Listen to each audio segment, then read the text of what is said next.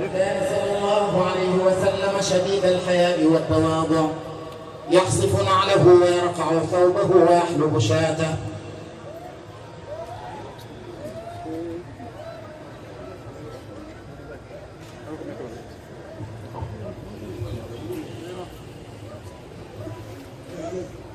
nee na mi ngi sant ñëpp jërë ngeen jëf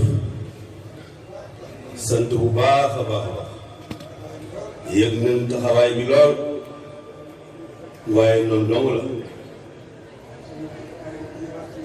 waxtu yëpp dañoo wuute ay defet rek waaye nii nu def ci waxtu wii bu tedd bii ci guddi gu tedd gii delloo su lépp sëriñ loolu rek moo nu war ci waxtu yëpp kon nag noonu rek la nu gën a góorgóorlu bu baax a baax bu kenn ku ne ci noonu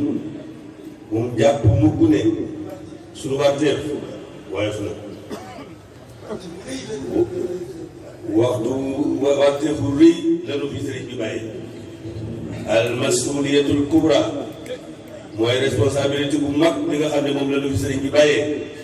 mooy suñu dono amul lenn lu war a yëngatu di ko xemmam wala nu di ko jublu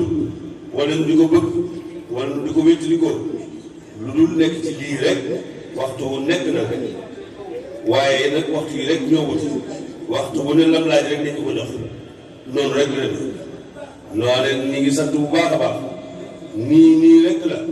noonu rek la woon noonu rek lay demee jërë ngeen jëf. dina fi yàgg lool.